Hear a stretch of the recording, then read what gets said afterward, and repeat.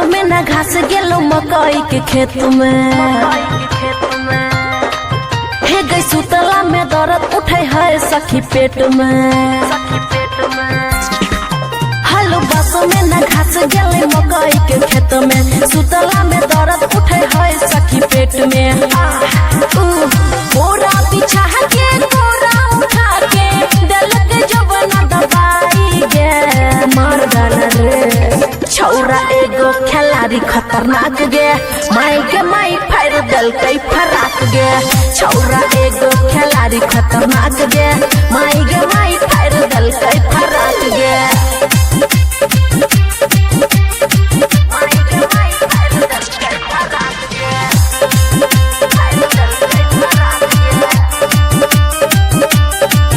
हे गई नहीं देखलिए पीछा कब से हले हमरे ऊपर गे। कान के कन बलिया गोरे गलिया में पड़ल गे। सुना नहीं देखलिए पीछा कब से हले हमरे ऊपर गे। कान के कन बलिया गोरे गलिया में पड़ल गे। की कहियो भागल हमें चाहलो के साथी कस के पकड़लक हाथ गे। माई गे छौरा एगो खिलाड़ी खतरनाक गे, माई गे माई फायर दल कई फराक गे। छौरा एगो खिलाड़ी खतरनाक गे, माई गे माई फायर दल कई फराक गे।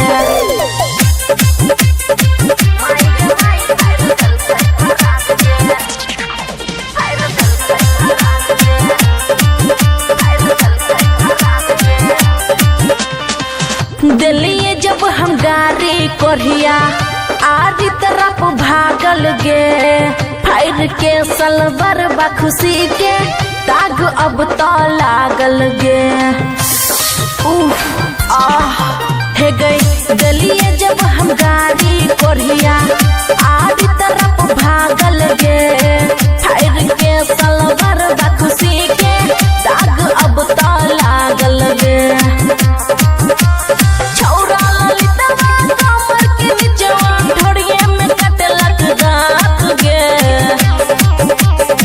छौरा एगो खिलाड़ी खतरनाक गे, माई के माई फायर दल कई फराक गे।